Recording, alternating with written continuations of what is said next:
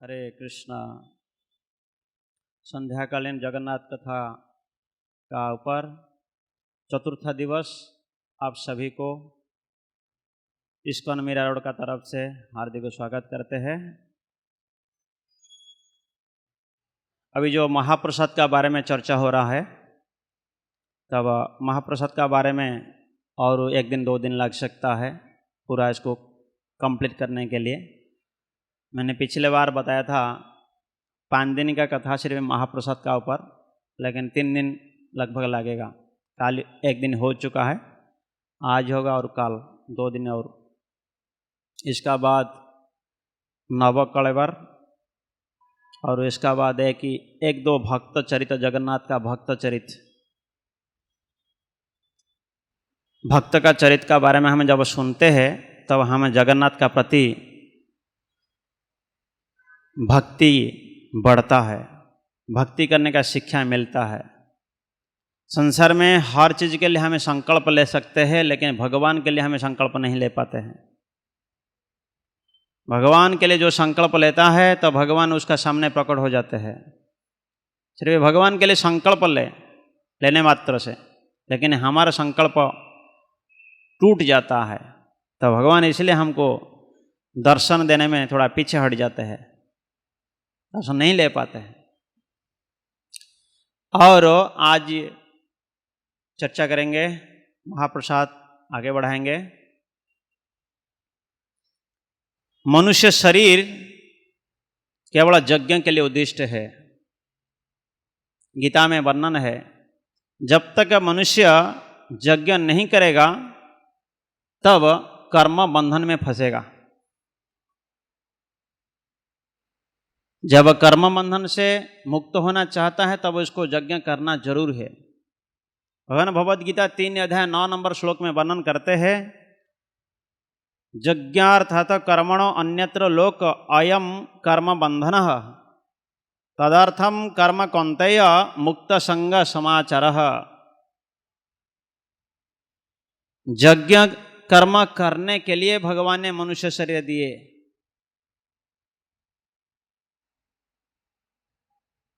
84 लाख जोनी का संपूर्ण लास्ट जोनी जो है मनुष्य शरीर। 84 लाख जोनी आप लोग को हिसाब कैसा करते हैं? जलजा नवलक्षणी स्थावरा 20 लक्षति कृमया रुद्र संख्याकार पक्षिणा 10 लक्षक पशव 30 लक्षाणी मानवा 4 लक्षण। एक एक करे समझिए। जलजा नवलक्षणी, जल में 9 लाख प्रकार की जीव वास करते हैं, लेकिन हमको मालूम नहीं। हम तो 2-4 जीव देखते हैं, मछली है, कछुआ है, मेढक है, कुंभीर है, इतना ही देखते हैं। लेकिन जल में 9 लाख प्रकार जीव वास करते हैं और उसमें हम लोग जन्म हो चुके हैं। मालूम नहीं है, लेकिन हम जन्म हो चुके, हमें जल में भी वास किया। जलजा नवलक्षणी स्थावरा 20 लक्षति, जो पेड़ पौधा देख रहे हो, जो पर्वत देख रहे हो, 20 लाख प्रकार की।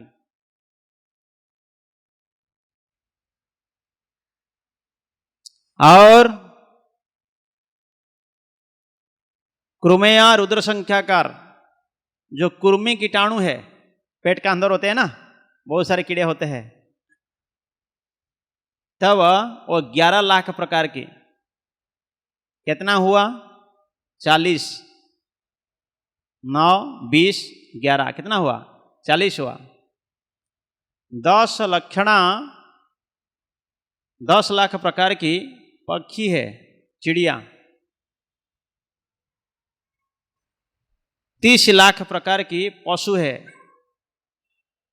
हाथी, घोड़ा, बकरी, भेड़, भैंस, गाय, बैल, ये सब देख रहे हैं। तब ये 30 लाख प्रकार के, इसमें हम जन्म ले चुके हैं। संपूर्ण जन्म होने का बाद लास्ट मनुष्य जोनी आता है।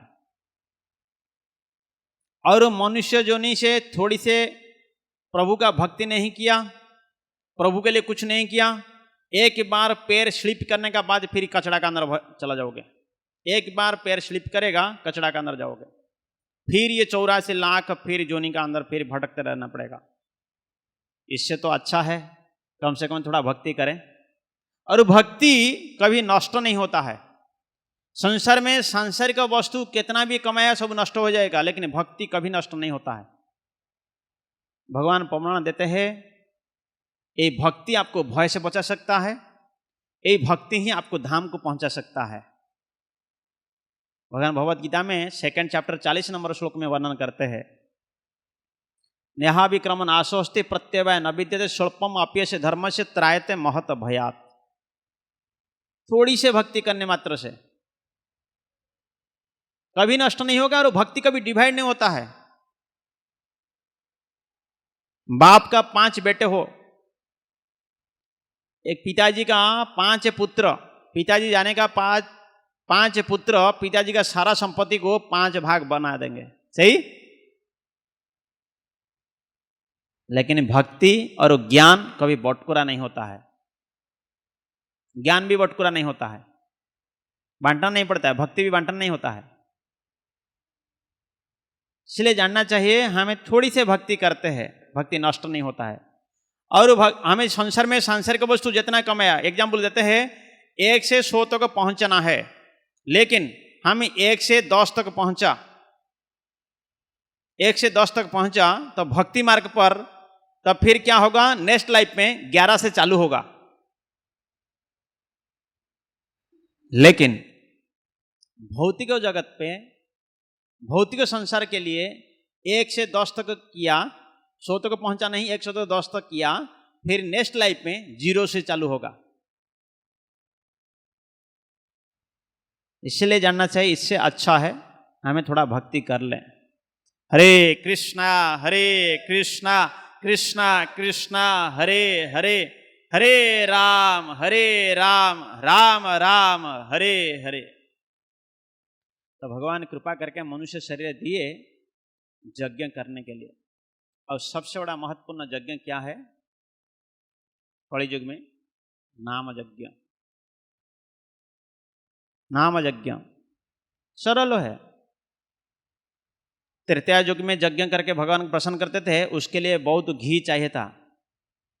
ऐसा ब्राह्मण होते थे, ऐसा ब्राह्मण मंत्र बोल के हवन करते थे और मंत्र का माध्यम से अग्नि को प्रकट करते थे। अभी है ऐसा कोई ब्राह्मण मंत्र बोल के आग उगा दे? है अभी कैसा ब्राह्मण है? जात में ब्राह्मण है, कर्म में चंडाल का नीचे ब्राह्मण है नहीं। कलि युग में भागवत में प्रमाण दिया जाता है, कलौ शूद्र संभव। कलि युग में प्रत्येक व्यक्ति शूद्र है। तृतीय युग में ऐसा ब्राह्मण थे। और तृतीय युग में जो यज्ञ होता था, उसी यज्ञ कुंड से भगवान प्रकट होते थे चतुर्भुज नारायण का रूप में। और वो समय पे प्रत्येक चीज प्योर मिलता था, प्योर घी। लिखना नहीं पड़ता था, लेकिन अभी का समय पे लिखना पड़ रहा है कि नहीं? जब प्योर मिलेगा लिखना पड़ेगा। अभी हर चीज में लिखना पड़ रहा है, प्योर घी, 100% घी, 100% मिल्क, 100% कॉटन। लेकिन 100% है ही नहीं, कोई भी 100% कलि युग में नहीं है। सब कुछ 0.00% हमको मिल रहा है। अभी बाईं तरफ डंडा निकाल दो, 100 लिखते हैं, 100 का बाईं तरफ जो डंडा होता है ना, उसको निकाल दो, कितना परसेंट मिल रहा है? 0.00% सब कुछ मिल रहा है। 0% घी मिल रहा है, अभी कोई प्योर नहीं। तृतीय युग में आप घी का बोतल का ढक्कन खोलोगे तब 1 किलोमीटर दूरी तक उसका खुशबू जाता था। अभी है घी? ये तृतीय युग का घटना है। तो भगवान कलि युग में जो हम लोग को कलि युग का जीव है, मनुष्य शरीर मिला है हमको यज्ञ करने के लिए। लेकिन कलि युग का यज्ञ क्या है? भगवान का नाम यज्ञ। कृते जत धायत विष्णु तृतीया में जजते मुखे द्वापरे परिचर्याम कलौ तद हरि संकीर्तनात्। कलि युग में नाम संकीर्तन करने के लिए दिया गया है, एकमात्र कलि युग में नाम संकीर्तन।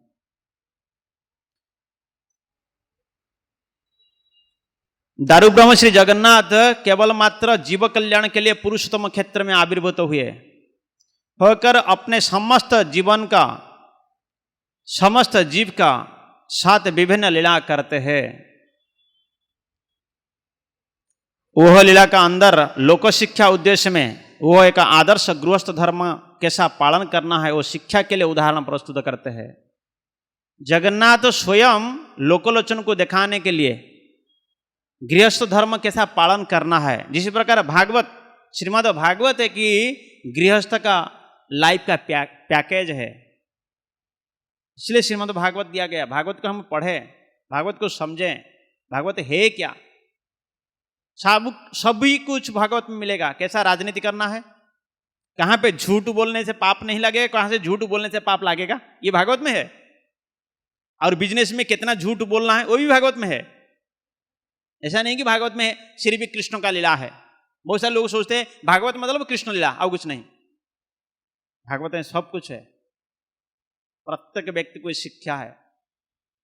भागवत पढ़ के अपना जीवन में उतारो। भागवत में है क्या, सिर्फ कृष्ण लीला नहीं, सारी कुछ हमारा लाइफ का पैकेज है। उसी प्रकार भगवान जगन्नाथ लोक शिक्षा देने के लिए गृहस्थ धर्म को पालन करते हैं। इसलिए तो भगवान स्वयं अपना शरीर को छोड़ते हैं, नवकलेवर होता है। जब बताएंगे आपको मालूम पड़ेगा नवकलेवर के बारे में। प्रभु नीलकंदर में विराजमान होकर वेद और धर्मशास्त्र की विधान अनुसार समस्त कर्म को संपादन करते हैं। जने गृहस्थ हिसाब में उनका इष्ट और ईशान भाव में ईशान्य कोण में ईशानेश्वर महादेव का आराधना करते हैं।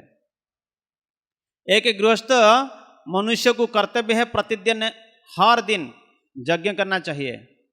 वो उदाहरण माध्यम से शिक्षा देते हैं। प्रत्येक दिन भगवान जगन्नाथ श्री मंदिर में, जगन्नाथ मंदिर का चार तरफ दीवार है। जो रास्ता को लाग के जो दीवार है उसका दीवार का नाम है उड़िया भाषा में मेघनाद पाचेरी। पाचेरी उड़िया भाषा में बोलते हैं, हिंदी में आप लोग को बोलते हैं दीवार। ये पहला दीवार। उसका सेकंड दीवार जो है वो कुर्म पाचेरी, कुर्म बेढ़ा कहा जाता है। और जगन्नाथ मंदिर का जो अग्निकोणा है, पूर्व और दक्षिण का कोणा को क्या कहा जाता है, अग्निकोणा। और उसी कोणा में रोसोशाला विराजमान है। अब प्रत्येक व्यक्ति का घर पे इसी हिसाब से घर पे रोसोशाला बनाना चाहिए। घर का भी विधि है। घर का अंदर रोसोशाला कौन सा कोणा में होना चाहिए, कौन सा साइड में बाथरूम होना चाहिए, कौन सा साइड में गो रक्षा होना चाहिए, गौशाला बनाना चाहिए, कौन सा साइड में तुलसी महाराना रहना चाहिए, कौन सा घर का अंदर कौन सा साइड पे भगवान का विग्रह, भगवान का तस्वीर रखना चाहिए, कौन सा दिशा करके सिर दे के सोना चाहिए, कौन सा दिशा देकर सिर नहीं देना चाहिए। ये सब कुछ विधि शास्त्र में वर्णन है।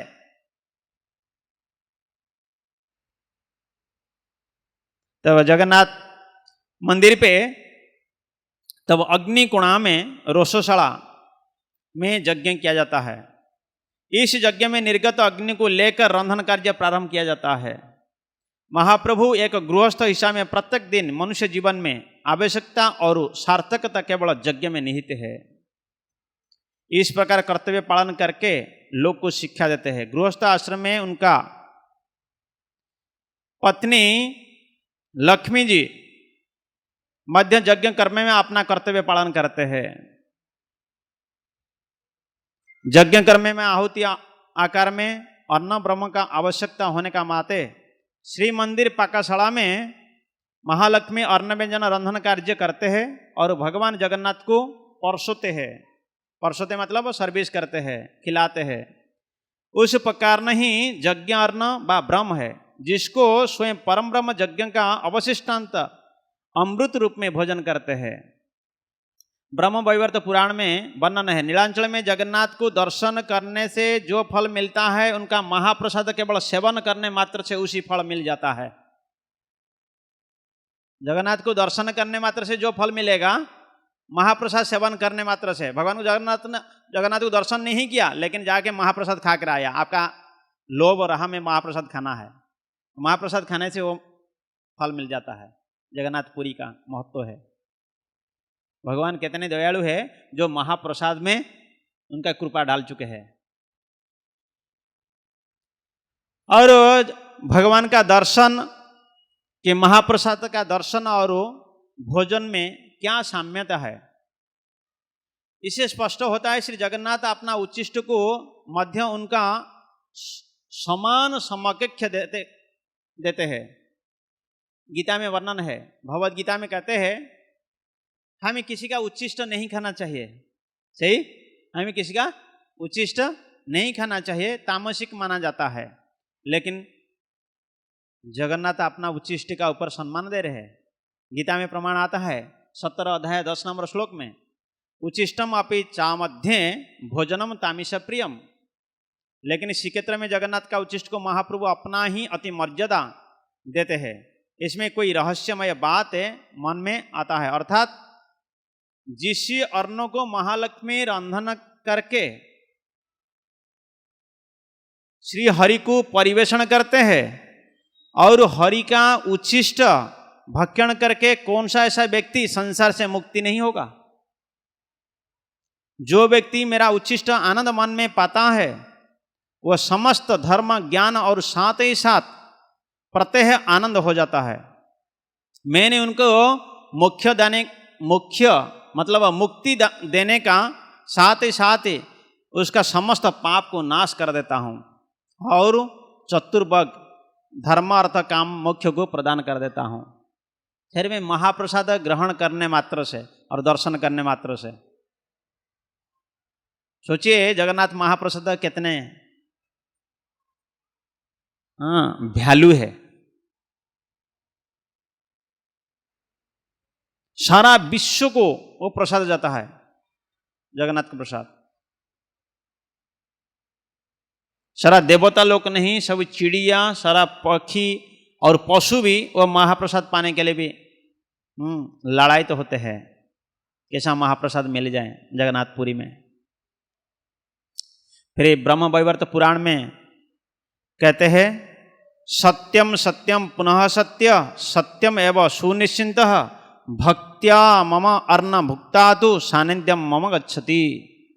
भगवान त्रिवार सत्य करके कहते हैं जो भक्ति से मेरा अन्नों को सेवन करता है वो मेरा सानिध्य को प्राप्त करता है।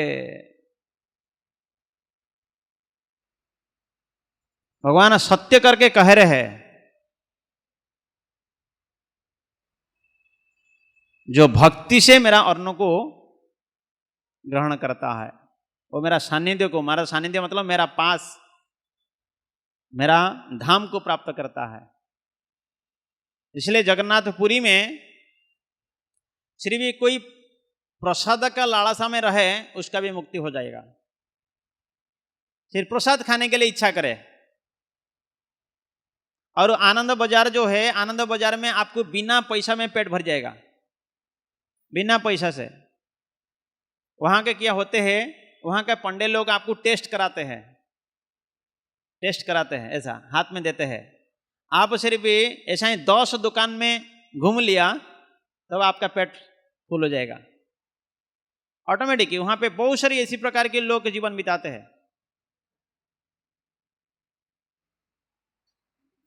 और महाप्रसाद को मांग कर खाने से पाप नहीं लगता है, ध्यान दीजिए। आपको मालूम है कि नहीं है, अपना जीवन में कभी भी वृंदावन चला जाइए, वृंदावन में जाके एक बार संकल्प लीजिए, एक बार संकल्प लेकर रहिए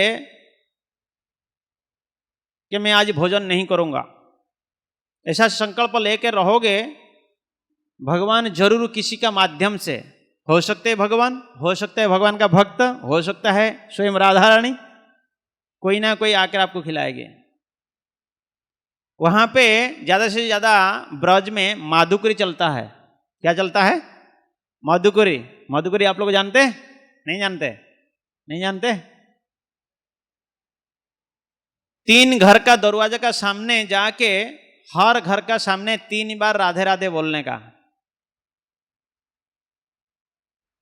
ऐसा अजाचित वृत्ति करने वाले बहुत सारा साधु संत महात्मा ब्रज का अंदर घूमते रहते हैं।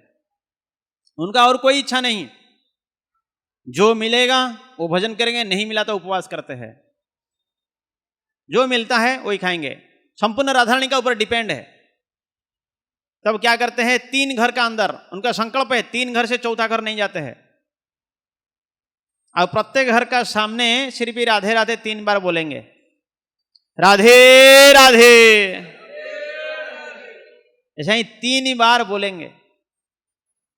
3 दरवाजा का अंदर जाएंगे, 3 दरवाजा का सामने बोलने मात्र से उनको जरूर कुछ ना कुछ मिलेगा। ब्रजवासी का रोटी, एक बार ब्रजवासी का रोटी खाओगे तो बॉम्बे भी छोड़कर चला जाओगे, वृंदावन। ब्रजवासी का रोटी इतना टेस्टफुल होता है, कितने घर पे कितना अच्छा सुंदरी पत्नी क्यों नहीं हो, आपको इतना अच्छा रोटी नहीं बनाकर खिलाएगी जितना ब्रजवासी रोटी खिलाते हैं। इनका इतने श्रद्धा प्रेम भक्ति होते हैं, इतने भक्ति भावना है बाबा जी और साधु संत लोग को खिलाने के लिए। ब्रजवासी बुलाते हैं, आप आ जाइए, हर दिन हमारा घर से आके भोजन करके जाइए, डेली बुलाते हैं। ऐसे ब्रजवासी होते हैं। और रियल ब्रजवासी कभी झूठ नहीं बोलते हैं। जो अभी तो संपूर्ण कलियुग में, कलियुग का प्रभाव हर जगह पे, जैसा हवा बहेगा तब हर जगह को बहेगा, कली का प्रवेश हर जगह पे हो चुका है।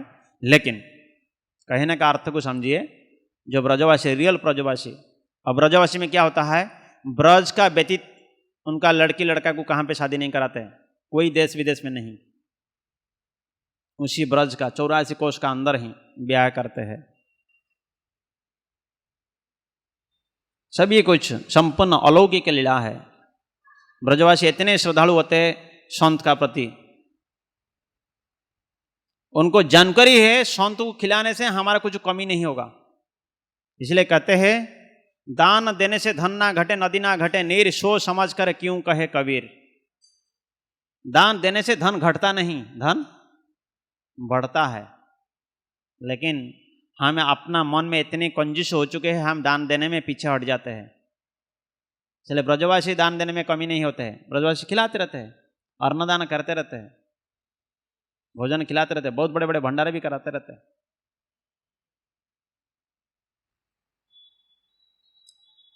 तब जगन्नाथपुरी में यही है, जगन्नाथपुरी में जाकर वास करोगे तब कभी भूखा नहीं रहोगे।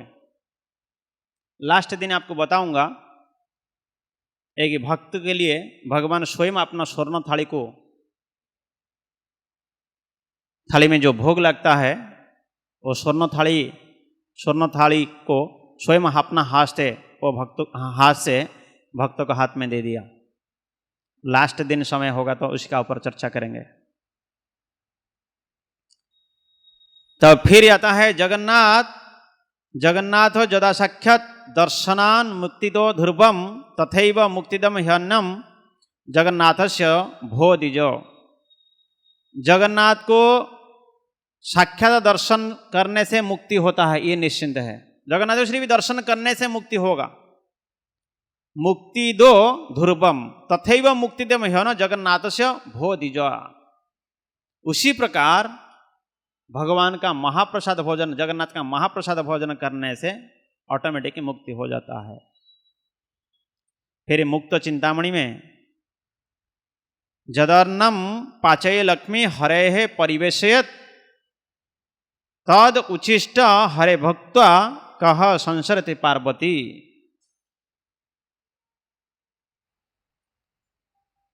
जो अन्न को स्वयं लक्ष्मी पाचय मतलब पकाते हैं, और वही लक्ष्मी हरि को क्या करते हैं, परिवेषण करते हैं। जद उचिष्टम हरे भुक्त्वा, और उसका उचिष्ट को, वही उचिष्ट को कह संसरति पार्वती, वही उचिष्ट को पाकर भी शिवजी और पार्वती भी उद्धार हो गए। उनका भी लालसा था। जितने देवता लोग भी जगन्नाथ का महाप्रसाद को प्राप्त करने के लिए भी लड़ाई रहते हैं। हम तो मनुष्य है, क्या कहा जाएगा। महाप्रसाद की कितना महिमा है। और प्रभुपाद कभी कभी कहते थे, हम लोग गले पे तुलसी माला लगाते हैं, और जगन्नाथ का उच्छिष्ट को कि कृष्ण का उच्छिष्ट को हम भोजन करते हैं। इसलिए प्रभुपाद हमेशा कहते थे हम कुत्ता बन के रहना चाहिए। भगवान हमको श्रील प्रभुपाद ने कुत्ता क्यों कहा? क्यों कोई भी व्यक्ति के घर पे कोई कुत्ता रहता है, उसका गला पे क्या होता है? क्या होता है? पट्टा होता है। और हमारा तुलसी माला क्या है? तुलसी माला क्या है? पट्टा। हमें पालतू कुत्ता है। पालतू कुत्ता बनना है तो गला पे क्या लगाना चाहिए? तुलसी का माला। हमें पालतू कुत्ता, बाई चांस संसार में बहुत सारे कुत्ता देखे हो जिसका गला पे पट्टा होता है, आप क्या बोलते हो? पालतू है। पट्टा नहीं तो फालतू है। पालतू नहीं तो फालतू। सही है कि नहीं? पट्टा लगा कुत्ता बाई चांस घर से निकल गया, रास्ता में घूम रहा है, उसको कोई पत्थर फेंका, कोई डंडा मारा, चोट पहुंचा, तब क्या होगा? उसका मालिक पहुंच जाएगा। सही है कि नहीं? उसी प्रकार हम, और वो कुत्ता, पालतू कुत्ता क्या करता है? घर पे घर का हर व्यक्ति का उच्छिष्ट को भोजन करता है। कोई उसके लिए डायरेक्ट बनाकर भोजन दिलाता है? उच्छिष्ट भोजन करता है, व्यक्ति का उच्छिष्ट को भोजन करता है कुत्ता। उसी प्रकार भगवान एक व्यक्ति है। God is a person.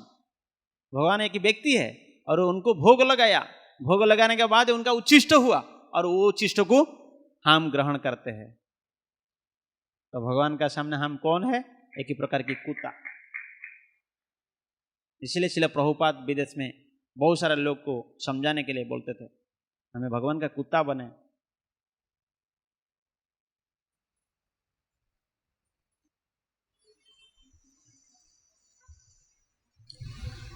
निर्विकार से महाप्रसाद। श्रीदेवी रंधन करने का अर्ण वह साधारण नहीं है, वह ब्रह्म कहकर पहले से वर्णित है। वह साक्षात विष्णु है। स्कंद पुराण में वर्णित है पुनः ब्रह्मा भी निर्विकार ही यथा ब्रह्म तथैव तत्। बृहत विष्णु पुराण में मुक्ति चिंतामणि से संग्रहित बृहत विष्णु पुराण में लिखित उपयुक्त श्लोक में कहते हैं जगन्नाथ महाप्रभु का श्री महाप्रसाद ब्रह्म जैसा निर्विकार है। उस अर्ण की उत्पत्ति संबंध में भविष्य पुराण में संग्रहित है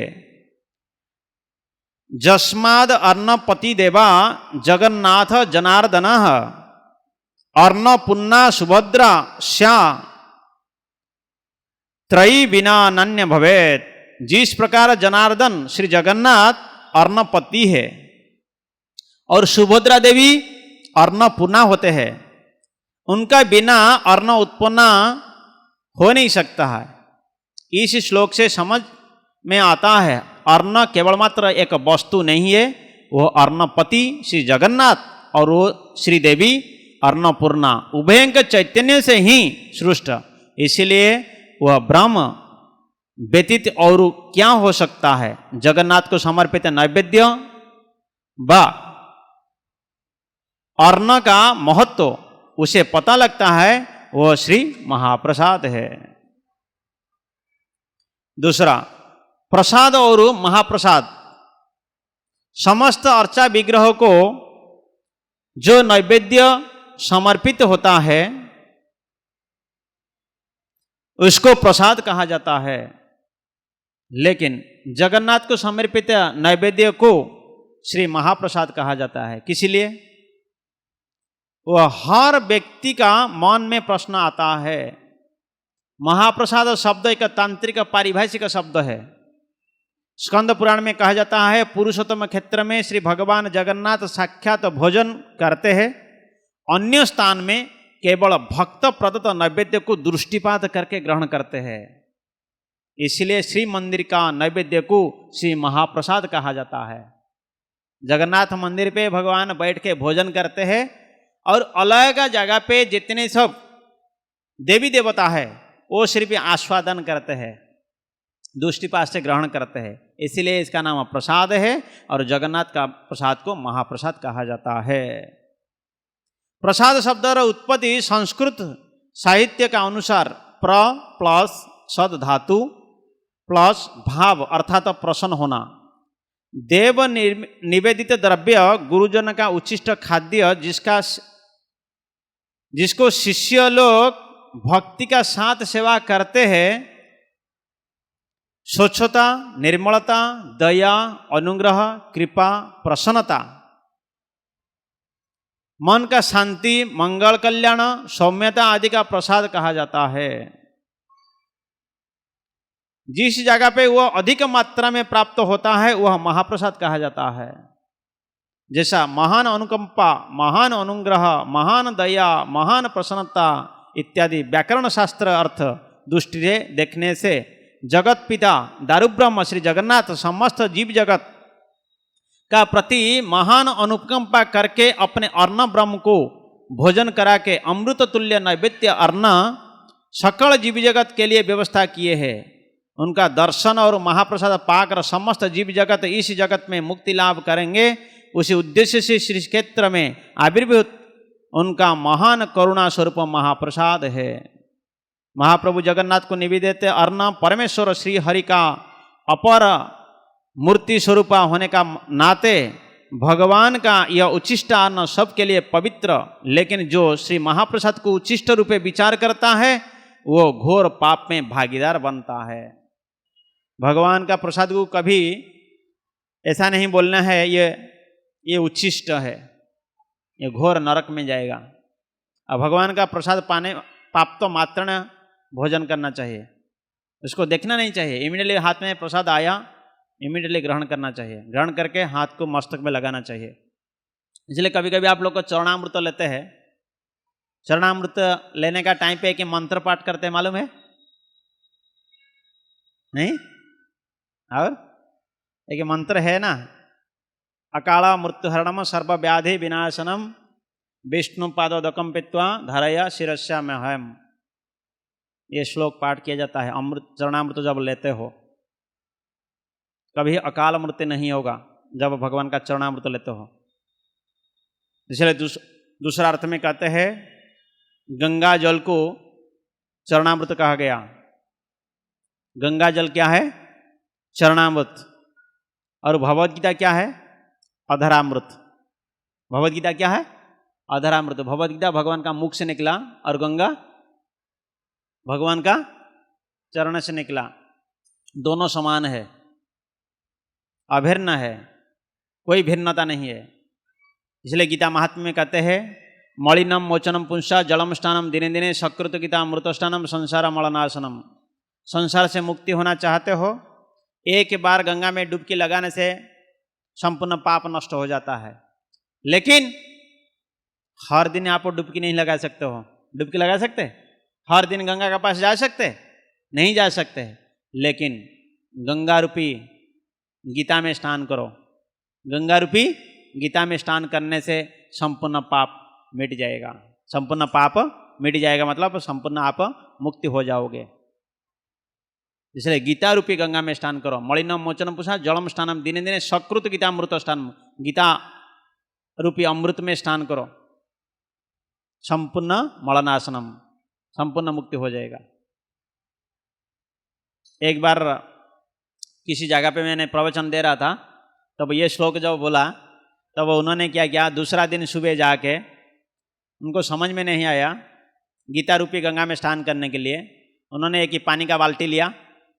बोला साधु ने बताया था गीता में नहाना है। तब पानी का बाल्टी लेके क्या किया, गीता को लेके उसी पानी का अंदर डुबकी लगा दिया।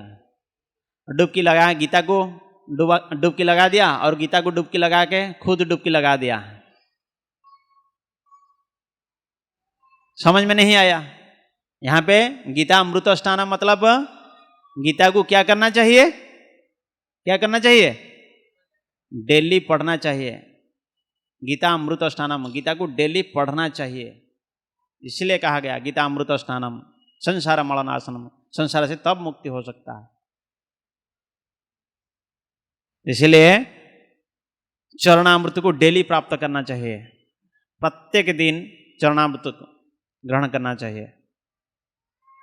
घर पे बाई चांस भगवान का विग्रह आप रखा, गोपाल का रखा, गोपाल को स्नान कराइए।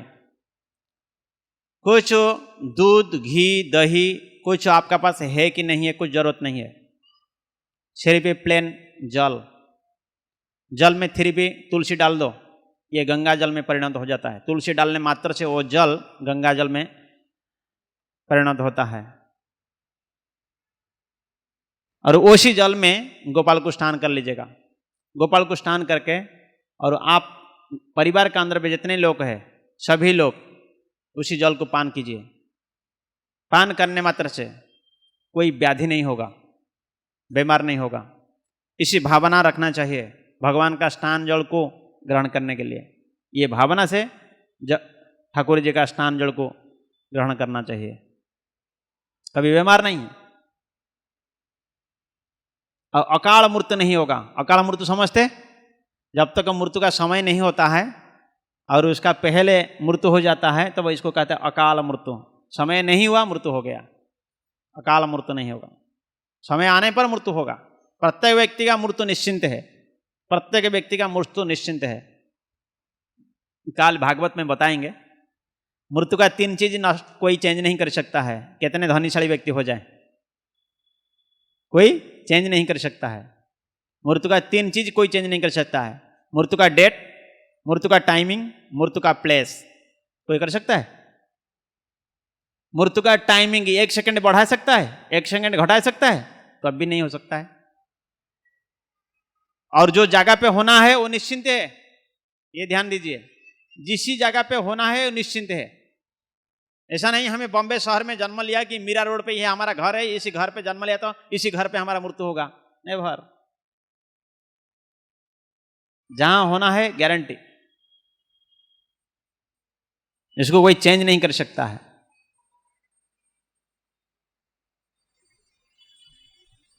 इसलिए मृत्यु आने का पहले हमें लास्ट एग्जाम के लिए तैयार हो जाना चाहिए। लास्ट एग्जाम क्या है? क्या है लास्ट एग्जाम? पीएचडी ना डॉक्टर ना इंजीनियर। लास्ट एग्जाम, मनुष्य का लास्ट एग्जाम क्या है? डेथ, मृत्यु। उसके लिए पहले से तैयार करो। हर एग्जाम के लिए तैयार करना पड़ता है, सही? इंजीनियर के लिए कितना तैयार, पीएचडी के लिए कितना तैयार करना पड़ता है। रात भर तक सोते नहीं बच्चे। मृत्यु के लिए कोई तैयार कर रहा है? कितने लोग जितने सब बैठे कोई तैयार कर रहा है मृत्यु के लिए?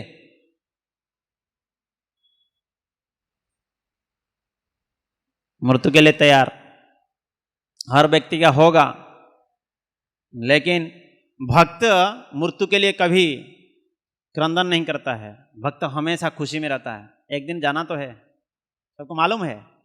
भक्त खुशी में। परीक्षित महाराज जो जब मृत्यु का सूचना मिलेगा, परीक्षित महाराज कभी रोए नहीं।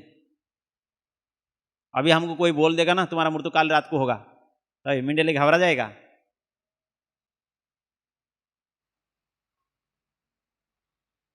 तब मृत्यु के लिए, मृत्यु आने का पहले तैयार करना चाहिए। बताएंगे कल। श्री महाप्रसाद ही मंत्रराज है। मंत्रराज शब्द का परिभाषा मंत्र उपदेश अध्याय शांडिल्य मुनि ने स्पष्ट कराते हैं। मंत्र और भाव में कोई भेद नहीं, वह अभेदत्व ही भक्ति का मूल उपादान। भक्ति युक्त मंत्र में ऋष्यादि नाश नियम नहीं। इस प्रसंग में अष्टादशाक्षर क्लीं कृष्णाय गोविंदाय गोपीजन वल्लभाय स्वाहा श्री गोपाल मंत्र का मंत्रराज कहा करके प्रतिपादित करते हैं। इसी मंत्र से जगन्नाथ को भोग लगता है, गोपाल को भोग लगता है, कृष्ण को भोग लगता है। देवता मंत्राधीन है, लेकिन मंत्रराज का देवता श्री पुरुषोत्तम जगन्नाथ मंत्रराज। प्रजापति ऋषिस्तस्य गायत्री छंदस्यते एतस्य मंत्रराजस्य देवता पुरुषोत्तमः। ये शास्त्र संहिता में वर्णन है। अतः मंत्रराज गोपाल मंत्र का देवता श्री पुरुषोत्तम है। मंत्रराज गोपाल मंत्र प्रयोग द्वारा श्री महाप्रसाद संपूर्ण वर्ण जात द्वारा ग्रहणीय है। वामदेव संहिता में नीलाद्रि महोदय के अनुसार श्री बलदेव का 12 अक्षर मंत्र से पूजा किया जाता है। ओम नमः भगवते वासुदेवाय, इसी मंत्र से बलदेव को पूजा किया जाता है। देवी सुभद्रा को भुवनेश्वरी नवाक्षरी मंत्र से ह्रीम भुवनेश्वराय नमः। श्री सुदर्शन को सप्ताक्षरी मंत्र हुम फुट चक्राय नमः। श्री लक्ष्मी देव को एक अक्षरी श्री मंत्र से पूजा किया जाता है, इसलिए इसको कहते हैं मंत्रराज।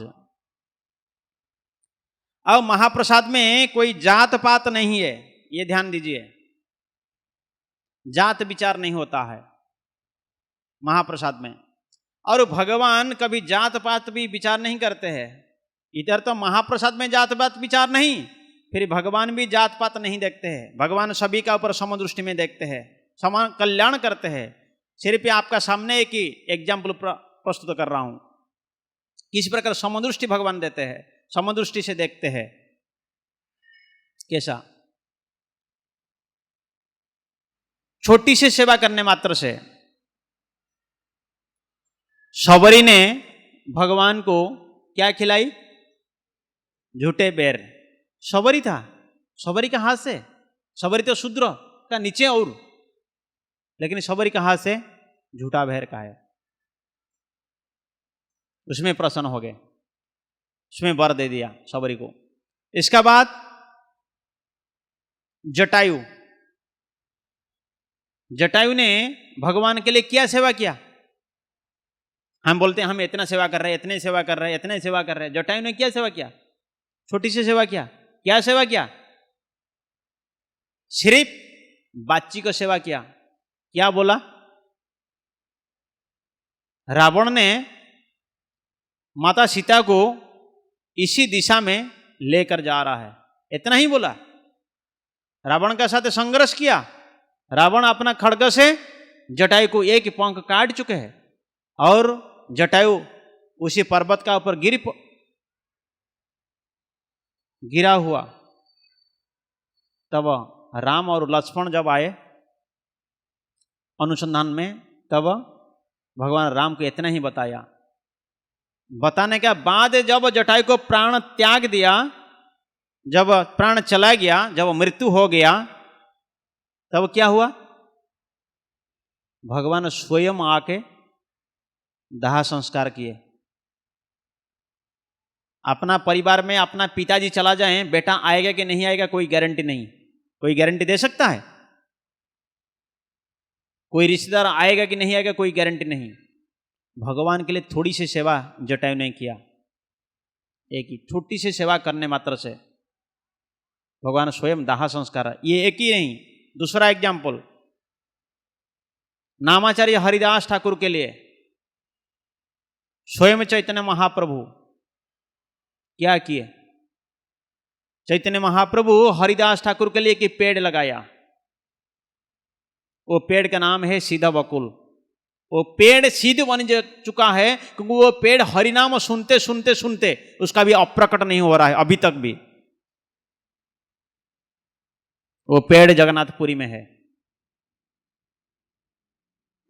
और जगन्नाथ का वो दामतुन था और चैतन्य महाप्रभु लेकर जमीन में खोदे। और हरिदास ठाकुर इतने भजन करते थे, भजन करते करते करते अपना प्राण जब त्याग हुआ, जिसे दिन ही धरती से चले गए, तब चैतन्य महाप्रभु क्या करते हैं? स्वयं भगवान है और नामाचार्य हरिदास ठाकुर मुसलमान है, जात में क्या है? मुसलमान है। लेकिन चैतन्य महाप्रभु आके स्वयं अपना कर कमल से उठा के लेके समुद्र का किनार पे क्या करते हैं? समाधि देते हैं। भगवान कितने दयालु है। भगवान जितने दयालु है, संसार में कोई ऐसा व्यक्ति हो सकता है? हो सकता है?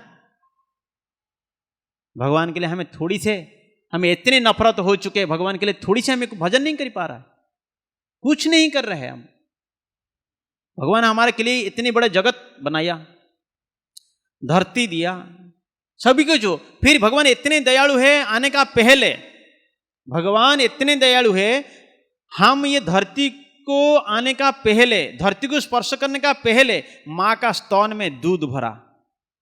कोई साइंटिस्ट है? बच्चा जब तक जन्म नहीं होगा तब तक उसका स्तन में दूध आ सकता है? मां का स्तन में दूध आ सकता है?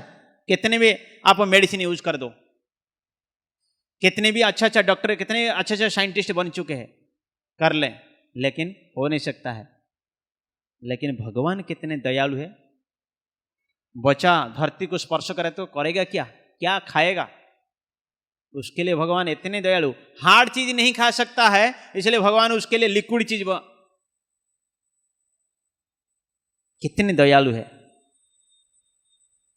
भगवान के लिए हम क्या कर रहे हैं? थोड़ी सी हमें भक्ति नहीं कर रहा है। सुबह से शाम तक भगवान से लेने में हमें तैयार है, कुछ भी देने में तैयार नहीं, कुछ भी देने में तैयार नहीं। दो व्यक्ति थे, दो व्यक्ति, दोनों मित्र है, दोनों मित्र होके भगवान से मंदिर पे गए। अब भगवान का पास जाके हाथ जोड़ के आंख को बंद कर मांगने लगे। हाथ को जोड़े और आंख भी बंद कर दिए। मतलब भगवान का दिल से भगवान, मतलब व्यक्ति का दिल से भगवान का दिल लग जाए, इसी प्रकार आंख कोई नहीं देखे, इसी प्रकार हिसाब से उन्होंने मांगने लगे। और विचार करके भगवान से मांगो, सोच समझ कर भगवान से मांगो। तो वो दोनों को दोनों क्या मांगे? पहला व्यक्ति ने मांगा, बोला प्रभु कृपा करके आप मेरा को देते रहना, मेरा को सिर्फ ही देते रहना, मैं लेते रहूंगा। आप देते रहना, मैं लेते रहूंगा। भगवान अब क्या कहेंगे? बोले तथास्तु। भगवान और कुछ बोलते नहीं, आप जो मांगते हो तथास्तु कर देते हैं। तब तथास्तु कर दिए। दूसरा व्यक्ति ने भगवान से मांगा, बोला प्रभु कृपा कर दो, ये नेक्स्ट लाइफ के लिए तैयार कर रहा है, जो मांग रहे हैं सब कुछ नेक्स्ट लाइफ के लिए। पहला व्यक्ति मांगा मैं लेते रहूंगा, दूसरा व्यक्ति भगवान से मांगा मेरा कोई ऐसा व्यक्ति बना देना, मैं देते रहूंगा। क्या करूंगा? देते रहूंगा। तब जब दोनों को दोनों व्यक्ति का मृत्यु हुआ, तब नेक्स्ट लाइफ में भगवान जो भगवान से लेते रहा, तब उसी देश का सबसे बड़ा भिखारी बनाया। भिखारी कभी देता है? देता है? रोड का साइड में इतना मांगता रहता है, वाह भगवान दे रहा है, लेते रहो भाई। तो वही मांगा था। और जो व्यक्ति बोल रहा था देते रहूंगा, उसको सबसे बड़ा अमीर आदमी बनाया। इसलिए सोच विचार करके प्रभु से मांगो। थोड़ा सोच लीजिए। और एक बार व्यक्ति भगवान से प्रार्थना किया, बोला प्रभु मैं इतने पढ़े लिखे हूं, मेरे को ऐसा नौकरी देना, मैं सिर्फ एक ही जगह बैठे रहूंगा और लोग को देते रहेंगे, कृपा कर दो प्रभु। पूरा और उसका नेक्स्ट लाइफ में प्रभु ने क्या बनाया? शौचालय का सामने बैठने वाले हैं। ऑफिस तो खोला है, इतना बड़ा ऑफिसर बना दिया, शौचालय का सामने बैठा दिया, बस लोग आएंगे टट्टी पेशाब करके देते रहेंगे। इसलिए सोच समझ कर प्रभु से प्रार्थना करो। प्रभु से एक चीज मांगो, भक्त हो तो एक चीज मांगो, सारा संसार छूट जाए, मेरा भक्ति ना छूटे। क्या मांगना है? क्या मांगना है प्रभु से? सारा संसार छूट जाए, मेरा भक्ति ना छूटे। लेकिन संसार का लोग आते हैं तो क्या मांगते हैं? सारा संसार नौ छूटे, भक्ति छूट जाए।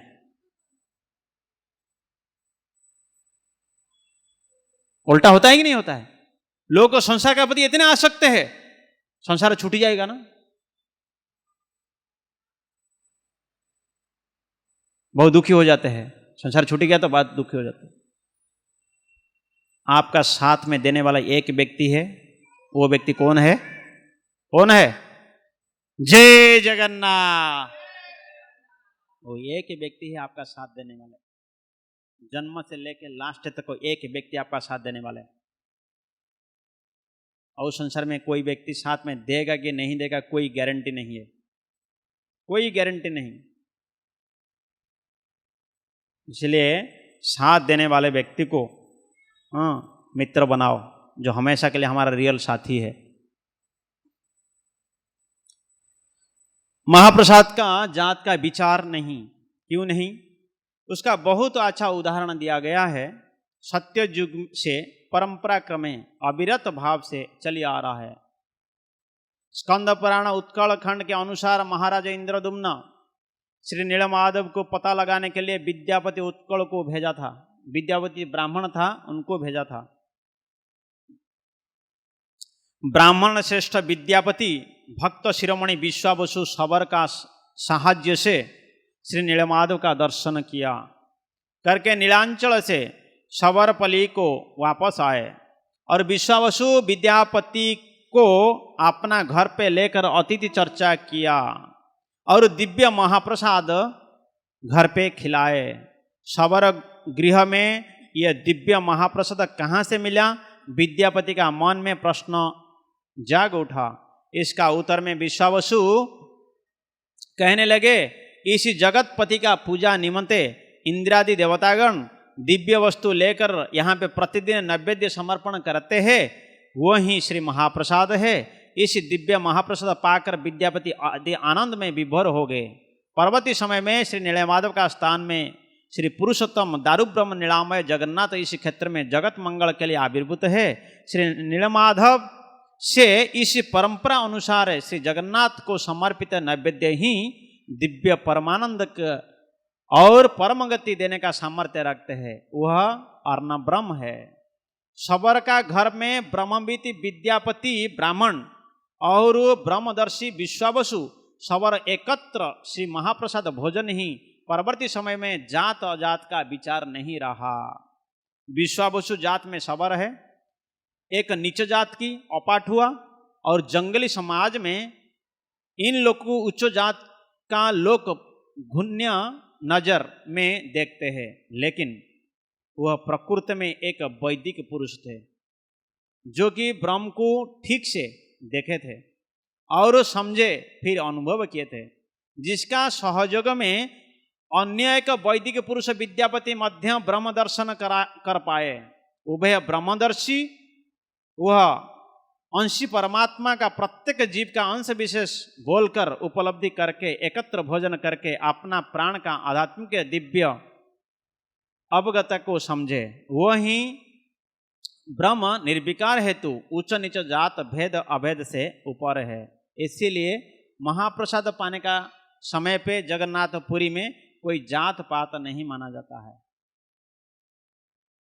ये परंपरा सत्ययुग से आ रहा है, ये सत्ययुग से चल रहा है, इसीलिए वो परंपरा में चलता है।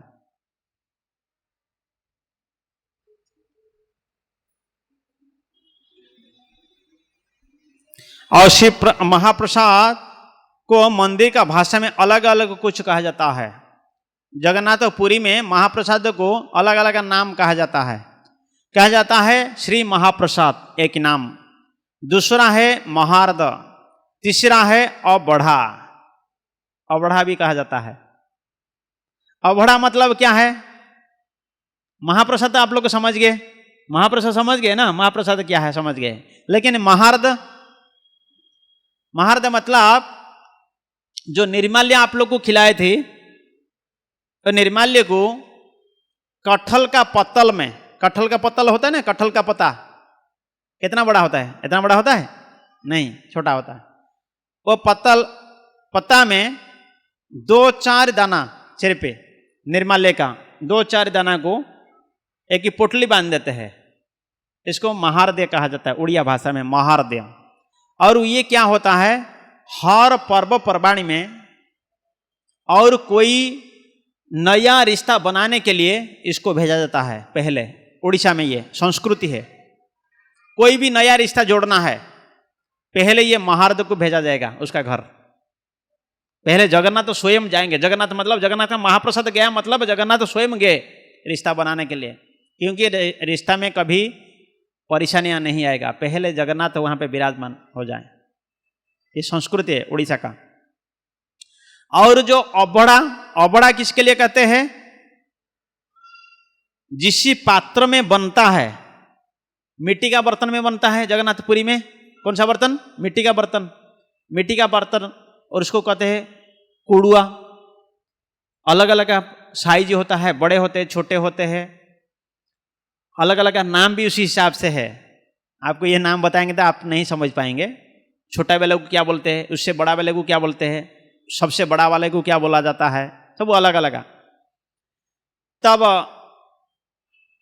जगन्नाथपुरी में मिट्टी का बर्तन में भगवान के लिए पकवान बनता है और उसी पात्र में भगवान को भोग लगता है।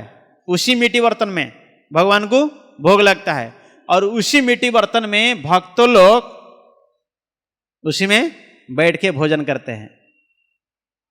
इसीलिए कहते हैं अबढ़ा। उसको बाढ़ते नहीं, बाढ़ते नहीं मतलब इससे हम लोग क्या करते हैं, एक ही बर्तन में बनाते हैं, दूसरा बाल्टी में डाल के फिर सर्विस करते हैं, सही है कि नहीं। लेकिन वहां पे ऐसा नहीं, उसी बर्तन से, मिट्टी का बर्तन से फिर हाथ को, उनका हाथ जो है करचली हो गया, चामच हो गया हाथ का अंदर हाथ घुसा के फिर सबको खिलाते रहते हैं। और वो उसी मिट्टी पात्र में बैठ के भोजन करते हैं। इसीलिए उसका नाम उड़िया भाषा में अबढ़ा, बाढ़ते नहीं।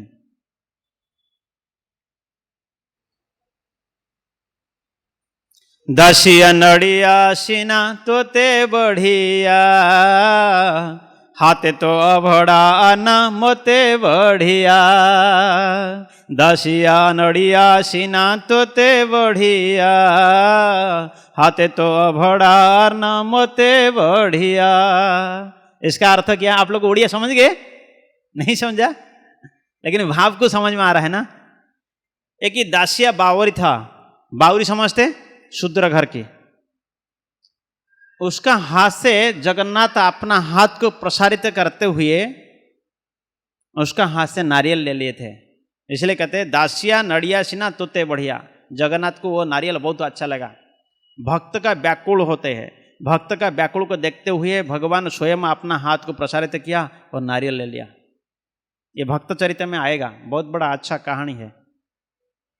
इसको सुनते सुनते, इसको एक बार जब जगन्नाथ वृंदावन में किया था, तो वृंदावन में अपना, क्योंकि वहाँ पे एफएम चलता है, 200 भक्त लोग को कथा सुनने में सामने में बैठते हैं बलराम हॉल पे तब, लेकिन कम से कम 500 लोग अपना एफएम में सुनते हैं। जब भी जगन्नाथ कथा होता है इतने भक्त लोग को सुनते हैं, क्योंकि जगन्नाथ कथा का बाद जगन्नाथ का महाप्रसाद होता है वृंदावन में। जब भी कथा होगा जगन्नाथ का प्रसाद, बाई चांस मेरा नाम बोर्ड में लिख दिया तब उनको मालूम पड़ जाएगा प्रसाद होगा, जरूर पधर जाएंगे, आ जाएंगे। जगन्नाथ का प्रसाद, अपना घर पे चूल्हा जलेगा नहीं और आ जाएंगे पक्का टाइम पे प्रसाद पाने के लिए। और जगन्नाथ का प्रसाद जिस प्रकार बनता है उसी प्रकार के हम लोग बनाते हैं। तब ये कथा एफएम में सुन के कभी कभी महाराज जी सुनते थे। 2 बार महाराज सुने हैं, राधा गोविंद महाराज अपना रूप पे। एक भक्त मसाज करने के लिए जाता है, तब मसाज का साथ साथ फिर एफएम चालू कर देता है, क्योंकि वो मसाज छोड़ के कथा में आना चाहता था। तो महाराज बोलते हैं कहाँ जा रहे हो, ना जगन्नाथ कथा के लिए, ना आप यहीं पे मसाज करो, यहीं पे एफएम लोग दोनों सुनेंगे। तब फिर एफएम चालू कर देते हैं और दोनों महाराज और उनका सेवक सुनते हैं। तब सुनते सुनते ये जो कथा आ जाता है दासिया का बारे में और एक बंधु महांती का बारे में। बंधु महांती का बारे में जब कहा उसी टाइम पे महाराज 3 बार रोए। तो वह कथा का बाद महाराज वो भक्त को भेजे, बोलो कौन सा प्रभु जी कथा कर रहे हैं उनको थोड़ा बुलाइए। तब मैं तो हैरान हो गया, मैं सोचा मैं कुछ गलती बोल दिया होगा, अभी तो मैं नहीं जा पाऊंगा, रात 9 बज गया था। फिर एक दिन छोड़ के दूसरा दिन मैंने फिर महाराज को मिलने के लिए गया था। तो महाराज जो पूछे ये कथा आप कहाँ से लाए हैं? तो महाराज ये कि उड़िया किताब है, उड़िया किताब का नाम है दाढ़ियाता भक्ति। इसमें 50 जगन्नाथ का भक्त का चरित्र है। क्योंकि भक्त का चरित्र हमें सुनने से हमारा भक्ति में दृढ़ता आता है। भक्त कैसे आप भगवान को प्रसन्न कराते हैं और भक्त भगवान को भक्ति में कैसा बांधते हैं। तो वो किताब है दाढ़ियाता भक्ति, उससे मैं निकाला। महाराज भी सुन के भाव आ गए थे। तब कहने का अर्थ है इसी प्रकार दासिया बावरी का जो भाव था भगवान को मैं नारियल खिलाना है, तब भक्त का भाव को देखते हुए भगवान स्वयं हाथ को प्रसारित कर दिए। संसार का लोग बोलते हैं जगन्नाथ का तो हाथ नहीं, जगन्नाथ का तो पैर नहीं, और जगन्नाथ का हाथ नहीं है, जगन्नाथ तो फिर दासिया बावरी का हाथ से कैसा नारियल लिए? 25 मीटर हाथ फैलाया, लगभग 25 मीटर हो जाएगा जगन्नाथ रत्न सिंहासन से गरुड़ का पीछे तक, इतना दूरी तक हाथ फैलाया। सोचो फिर हाथ कैसा नहीं है। लेकिन जगत का लोग को वो हाथ दिखाई नहीं देगा। सिर्फ दासिया बावरी का हाथ से नारियल गया, दासिया बावरी के मालूम है और भगवान को मालूम है, बस। इसी प्रकार भगवान विश्वरूप दिखाया, विश्वरूप दिखाया, लेकिन अर्जुन का सामने सारा परिवार लोग थे ना, लेकिन सिर्फ अर्जुन देखा, सिर्फ अर्जुन देखा और कोई नहीं देखा। तब फिर ये ध्यान देना चाहिए, भगवान अर्जुन को दिव्य दृष्टि दिया था। देख लो मेरा ओरिजिनल स्वरूप। क्यों? क्योंकि अर्जुन सोचता था प्रभु मेरा मित्र है, प्रभु मेरा क्या है? मित्र है। कभी कभी कान में हाथ डालता था, कभी कभी हैंडशेक, भगवान से हैंडशेक करता था। तब भगवान जब विराट रूप दिखाया तब हैंडशेक करना, कान में हाथ डालना छोड़ के हाथ जोड़ना चालू किया। अर्जुन ने हाथ जोड़ के प्रार्थना किया। श्लोक बोला ना, परम ब्रह्म परम धाम पवित्रम परम भगवान पुरुषम शाश्वतम दिव्यम आदि देवम अजम विभुम। ये श्लोक पाठ किया, चालू किया। बोला प्रभु आप परम ब्रह्म हो, आपका अंदर में सब कुछ देख लिया। ये प्रार्थना किया। तो इसी प्रकार दासिया नड़िया सीना तोते बढ़िया, हाथे तो अभड़ा अन्न मोते बढ़िया। और तो आपका जो अभड़ा अन्न है ना, आपका जो महाप्रसाद है ना, ये मेरा को बढ़िया लगता है। इसीलिए जगन्नाथपुरी में ये अभड़ा शब्द प्रचलित है। आप कभी भी जाएंगे पंडित को बोलना है मेरा को अभड़ा खिलाओ, खिलाएगा अभड़ा। आप हिंदी भाषी हो लेकिन आप अभड़ा बोलोगे तो वो समझ जाएंगे ये उड़िया बोल रहा है। अभड़ा बोलने का लिख लीजिएगा, अभड़ा चाहिए बस। श्री महाप्रसाद का रूपांतर दूसरा नाम है निर्माल्य। निर्माल्य निर्मल शब्द से निर्माल्य आया है। मल शब्द बाह्य अर्थ में व्यवहार किया जाता है, जिसको वर्ज्य अवर्जना दूषित वस्तु को समझते हैं। आध्यात्मिक अर्थ में यह मन का मल अथवा संसार रूप का मल को समझा जाता है। दार्शनिक अर्थ में मल का अर्थ है एक दोष है। इस मल दोष में आकृत होकर जीवात्मा परमात्मा को जान नहीं पाता है। मल का शून्यता निःशेषता को निर्मल कहा जाता है। इसमें अनिय प्रत्यय लगने से करणीय है, तब मल का भाव निर्माल्य। श्री जगन्नाथ महाप्रभु का श्री अंग में जो पुष्प चंदन और माल्य इत्यादि धारण करते हैं यथा समय में अपसारित, अपसारित मतलब उनका सेवा में लगने का बाद वह स्वतः निर्माल्य में परिणत हो जाता है, वो स्वतः निर्माल्य में परिणत होता है। और निर्माल्य का कई अर्थ है।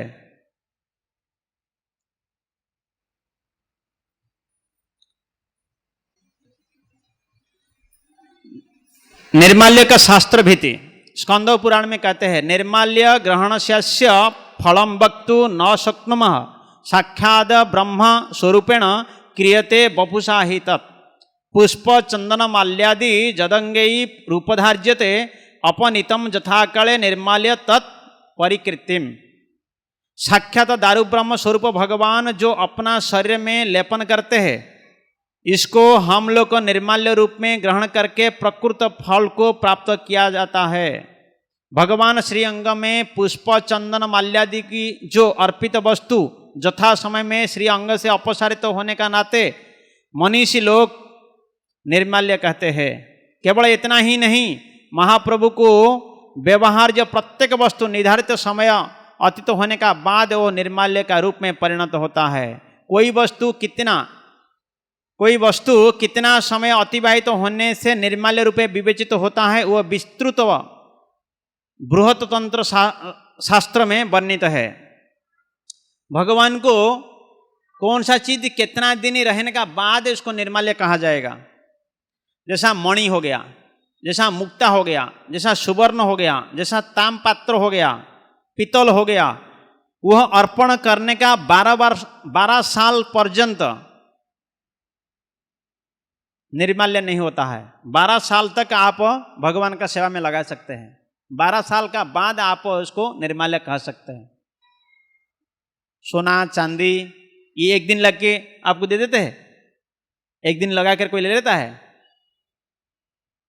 इसीलिए इस प्रकार के जितने धातु पदार्थ होता है, उसका बाद जो पाट साड़ी होता है, 6 महीने का बाद उसको निर्माल्य कहा जाता है।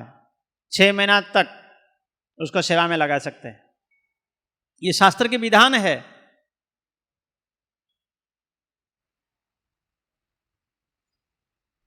और जो नैवेद्य को मतलब भोजन सामग्री वो उत्सर्ग होने मात्र से निर्माल्य हो जाता है। उत्सर्ग होने का मात्र से मंत्र पाठ किया, भगवान का सामने समर्पित किया, वो इमीडिएटली निर्माल्य हो गया।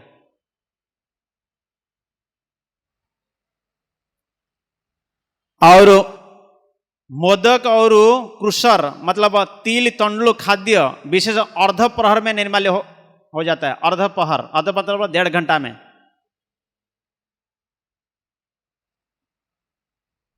पाटसाड़ी 3 महीना, यज्ञ सूत्र 1 दिन में निर्माल्य हो जाता है। अन्न और परसान्न जिस समय गर्म रहता है उसी समय तक निर्माल्य नहीं होता है। गर्म जब तक रहेगा, जितने से वो आप पकवान बनाते हैं, जब तक गर्म रहता है तब तक निर्माल्य नहीं होता है। तो ठंडा होने का बाद निर्माल्य का है, क्योंकि भगवान तो बैठ के भोजन करेंगे ना, इसलिए हम लोग तो भगवान को भोग लगाते हैं। कितना टाइम लगाते हैं। हाँ जी, बहुत सारे लोग बोलते हैं हमारे पास समय नहीं होता है, हम भगवान को कैसा भोग लगाएंगे। जहाँ बनाए वहीं पे ताली बजा दिया, बस भोग लग गया। लोग सोचते हैं ऐसा नहीं। आप खुद बैठ कर भोजन करोगे, सामने में टीवी होना चाहिए, साथ में बीबी होना चाहिए। भोजन करने के लिए 3 घंटा 5 घंटा देते हो, लेकिन भगवान को भोग लगाने के लिए समय नहीं है।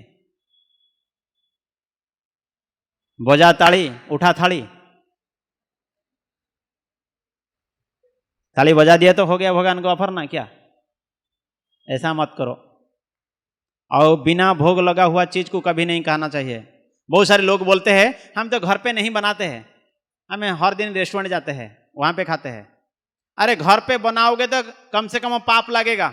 कम से कम घर पे बना कर भोजन करते हो, भगवान को भोग नहीं लगाते हो तो पाप लगेगा, सिर्फ पाप लगेगा। लेकिन आप रेस्टोरेंट में खाते हो तो डबल पाप लगता है। क्यों? क्योंकि जो बनाने वाले हैं ना, नहाया कि नहीं नहाया, भोग लगाया कि नहीं लगाया, बीड़ी पिया कि गंजा पिया, सही टट्टी पेशाब किया, हाथ पैर नहीं धोया, तो हम जाके रेस्टोरेंट में भोजन कर रहा है। इससे तो कम से कम एक घर पे बना के खा रहे तो पाप लगेगा, और भोग लगाओगे पाप नहीं लगेगा, आप मुक्त हो जाओगे। भगवद गीता का 3 अध्याय 13 नंबर श्लोक को पढ़िए, आज जाकर पढ़ लीजिए। जो लोग गीता नहीं पढ़ते आज जाके 3 अध्याय 13 नंबर श्लोक को पढ़िए।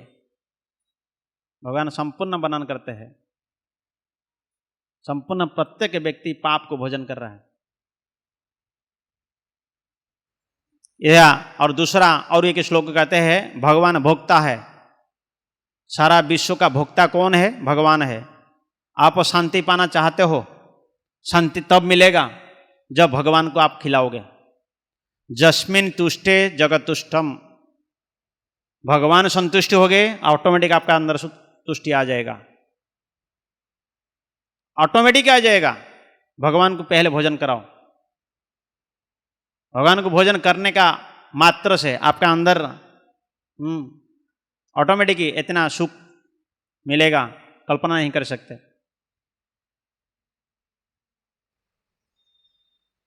इसीलिए भगवान को भोग लगा के भोजन कीजिए, बिना भोग लगा को नहीं करना चाहिए। इसलिए गीता में कहते हैं भोक्तारम यज्ञ तपसा सर्वलोक महेश्वरम सुहृद सर्वभूतानाम ज्ञानत्वा माम शांति मुच्छति। गीता में एक ही श्लोक है जिस श्लोक में शांति का वर्णन दिया गया। आप शांति को प्राप्त करना चाहते हैं, भगवान का समर्पित हो जाओ। भोक्तारम यज्ञ तपसा, सारा यज्ञ का मालिक कौन है? भगवान है। यज्ञ क्यों किया जाता है? विष्णु को प्रसन्न करने के लिए। यज्ञ का भोक्ता कौन है? प्रभु विष्णु है। सर्वलोक महेश्वरम सुहृद सर्वदेही नाम, और सबसे मंगलाकांक्षी बंधु कौन है? प्रभु है। सभी का हृदय में सुहृद, सभी का हृदय में विराजमान है परमात्मा के रूप में। ज्ञान तो माम शांति मुच्छति, मैं ये ज्ञान प्रदान करता हूँ और वही व्यक्ति को शांति प्रदान करता हूँ जो व्यक्ति मेरा को भोक्ता मानता है। लेकिन भगवान को भोक्ता नहीं मान के खुद भोक्ता बन जाता है। हमें भोक्ता नहीं, हमें भृत्य है। जद भृत्य, हमें भृत्य है, हमें दास है। हमें प्रभु का सेवा करने के लिए ही आए हैं, हमें कभी मालिक बनने के लिए नहीं आए, हमें प्रभु का दास बनने के लिए आए हैं। दासत्व को पहले स्वीकार करो, प्रभुत्व स्वीकार कभी नहीं करना। ये प्रभुत्व स्वीकार हनुमान जी भी किया था, हनुमान क्या भाई घमंड आ गया था। इसलिए प्रभुत्व स्वीकार कभी नहीं करना, हमेशा दास, हमेशा के लिए हमें दास बन कर रहेंगे। अभी भी हम लोग का दास है, लेकिन दासत्व को जब स्वीकार नहीं करेंगे तब तक सुख नहीं मिलेगा। दास को स्वीकार करो।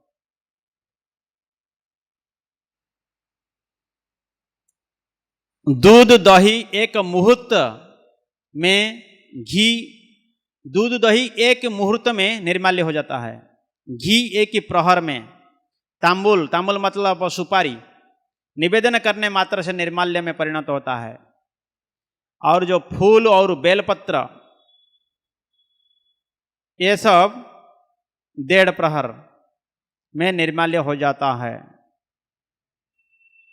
स्कंद पुराण में निर्माल्य स्पर्श दोषहीनता पवित्रता संबंध में वर्णन किया जाता है।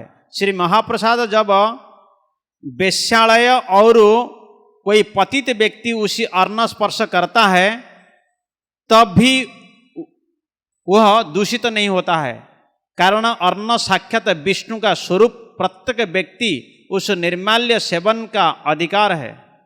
भगवान जगन्नाथ एकदा श्वेत राजा को ऊपर लाकर वर दिया था, इसीलिए इसका नाम है निर्माल्य दिया जाता है।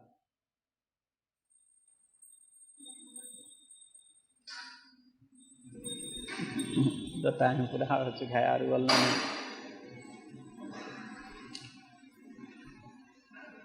तब इसलिए हम लोग फिर काल चर्चा करेंगे इसका ऊपर, और भी विस्तारित भाव में है आगे चर्चा करने के लिए। इसलिए ठाकुर जी जब शयन करते हैं फिर हम भी शयन के लिए टाइम लेना चाहिए। तब आज आप लोग को समय देते हैं, किसी का कोई प्रश्न है तो पूछ सकते हैं।